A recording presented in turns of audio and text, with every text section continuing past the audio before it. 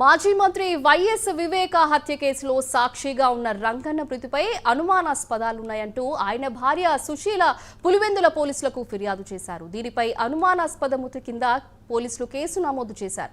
Watchman Ranganna post mortem పంచనామా పూర్తయింది. వివేక హత్య కేసులో సాక్షిగా ఉన్న రంగన్న మృతిపై అనేక సందేహాలు తలెత్తాయి.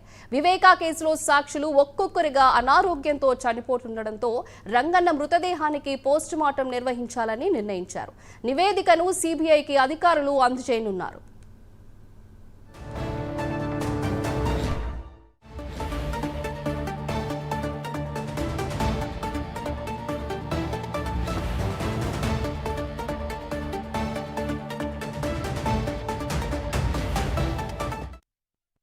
ఉబ్బసం, శ్వాసకోశ వ్యాధులతో కొంతకాలంగా బాధపడుతున్న రంగన్న 2 వారాల క్రితం కింద పడ్డాడు.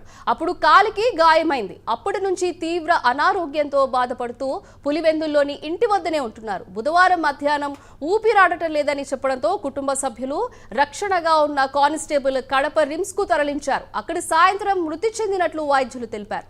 వివేక హత్య కేసులో రంగన్న కీలక సాక్షి కావడంతో ప్రతిష్టాత్మకంగా తీసుకున్నారు. ఈ కేసుపై విచారణ అధికారిగా సిఐ ఉలసయ్యను అధికారులు నియమించారు.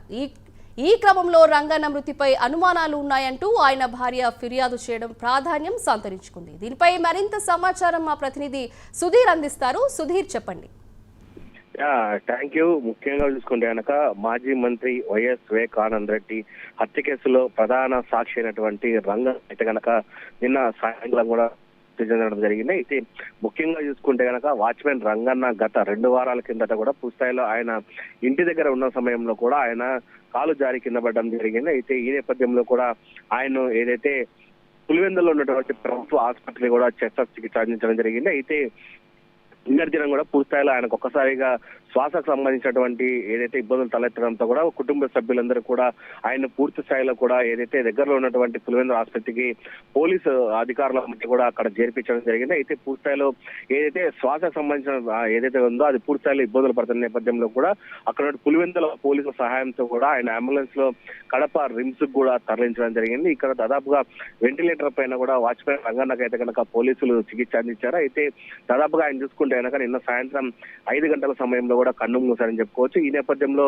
మనం చూసుకుంటే కనుక ఏదైతే మాజీ మంత్రి వైఎస్ వివేకానంద హత్య కేసులో పూర్తిస్థాయిలో కూడా ఇప్పటికే వాచ్మెన్ రంగన్న అయితే కనుక అటు సిబిఐ ఎదురుగా పూర్తిస్థాయిలో కూడా పరిస్థితి అయితే ఉంది. అటు సిబిఐ అధికారుల ముందు పూర్తిస్థాయిలో కూడా ఎవరైతే 4 ఉన్నారో ఆ 4 ప్రధానంగా వివేకానంద రెడ్డి హత్య చేశారని చెప్పి వాంగ్మూలం కూడా ఇచ్చాడు. దాని నేపథ్యంలో కూడా ఆయన చూసుకుంటే కనుక కన్ను మూసారు. అయితే ఇప్పుడే మనం చూసుకుంటే కనుక ఈ రోజు ఉదయం నుంచి కూడా ఏదైతే కడప రిమ్స్ లో ఉన్నటువంటి పోస్ట్ మార్టం అంతా కూడా పూర్తిస్థాయిలో ఇప్పటికే దీనికి సంబంధించి విచారణ అధికారిని కూడా ఉలసయ్యను వేయడం జరిగింది. ఆయన కూడా పూర్తిస్థాయిలో రిమ్స్ దగ్గరికి రావడం జరిగింది. మొత్తంగా ఏదైతే వాచ్మెన్ రంగన్నకు సంబంధించిన పోస్ట్ మార్టం అయితే కనుక పూర్తిస్థాయిలో ఆయనే ఉండి దగ్గర నుండి చేస్తున్నారని సంచలన చెప్పుకోవాల్సిన విషయాలు అయితే కనుక వాచ్మెన్ రంగన్న భార్య అయితే కనుక సంచలన కామెంట్ చేసిందని చెప్పుకోవచ్చు. అయితే ఏదైతే ఆ విచారణ పేరుతో కూడా తమ భర్తను పూర్తిస్థాయిలో ఇబ్బందులు పెట్టారు, ఆయన మంచాన పడ్డాడు, మమ్మల్ని ఆదుకునే వ్యక్తులు ఎవరు లేరు అంటూ కూడా మొత్తంగా చెప్పడం జరిగింది. దీనిపైన విచారణ వేయాలి, దీనిపైన కూడా కేసు నమోదు చేయాలని చెప్పి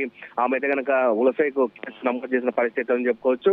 అయితే వాచ్మెన్ రంగన్న మృతి అయితే కనుక పూర్తిస్థాయిలో మిస్టరీగా మిగిలిందని చెప్పుకోవచ్చు. ఏదేమైనా మరి కొద్ది నిమిషాల్లో కూడా ఏదైతే కడప రిమ్స్ లో ఉన్నటువంటి పోస్ట్ మార్టం సమయానికి ఆ సిబిఐ అధికారులు కూడా ఇక్కడ రానున్నారు. సిబిఐ అధికారులు వచ్చిన తర్వాత ఏంటి అనే దానిపైన కూడా సర్వత్రా ఉత్కంఠ ఉందని మనం చెప్పుకోవచ్చు. Right, thank you Sudheer. Seelamma అంటే రంగయ్య ఈ వైఎస్ వివేకానంద రెడ్డి సార్ ఆ కేసులో ప్రధాన సాక్షి ఇతను. వాళ్ళ మిస్సెస్ నిన్న కంప్లైంట్ చేసింది పులివెందుల పోలీస్ స్టేషన్లో. ఆ విషయంలో ఒకటి 174 అంటే 194 బిఎన్ఎస్ కింద కేసు రిజిస్టర్ చేసినారు. కేసు దర్యాప్తులో భాగంగా ఈరోజు ఇక్కడ బాడీ ఇక్కడ ఉంది ఇతను రంగయ్య గారిది. ఇతను గత ఒక 2-3 ఇయర్స్ నుంచి హెల్త్ ఇష్యూస్ వలన మంచానికే బెడిడన్ అయిపోయినాడు, ఇంట్లోనే ఉన్నాడు. ఇతనికి 2 గన్మ్యాన్ ప్రొవైడ్ చేసినారు గవర్నమెంట్ తరఫున. నిన్న గన్మ్యాన్ నవీన్ రెడ్డి 1 గంట ప్రాంతంలో ఇతను ఊపిరి తీసుకోవడంలో కొద్దిగా ఇబ్బంది పడుతున్నారు అనే విషయం వీళ్ళ భార్యకి చేరవేస్తే వీళ్ళ భార్య ఇంటికి వచ్చింది సుశీలమ్మ. 108 ఫోన్ చేసి అంబులెన్స్ పిలిపించి ఇమ్మీడియట్గా దీన్ని తీసుకుపోయి గవర్నమెంట్ హాస్పిటల్ పులివెందులో ట్రీట్మెంట్ ఇప్పించడం జరిగింది. అక్కడ డాక్టర్స్ రిమ్స్కి రెఫర్ చేసినారు. నిన్న ఈవినింగ్ సాయంత్రం 6:15కి వచ్చి ఇలా అడ్మిట్ అయినారు ఎమర్జెన్సీ వార్డులో. ట్రీట్మెంట్ తీసుకుంటూ అండర్ గోయింగ్ ట్రీట్మెంట్ 6:45కి ఇతను చనిపోవడం జరిగింది. అక్కడి నుంచి మాకు డెత్ ఇన్ఫర్మేషన్ వచ్చింది. తర్వాత ఈమె సుశీలమ్మని సెక్యూర్ చేసుకొని ఈమె స్టేట్మెంట్ రికార్డ్ చేసి ఎఫ్ఐఆర్ ఇష్యూ చేయడం జరిగింది 194 BNSS కింద to know the real cause of death. So ఇప్పుడు మేము ఒక రిక్వెషన్ పంపించినాము డాక్టర్స్కి, హెచ్ఓడికి. తర్వాత ఏమంటే టీమ్ ఆఫ్ డాక్టర్స్ వచ్చి పిఎం చేయాలని.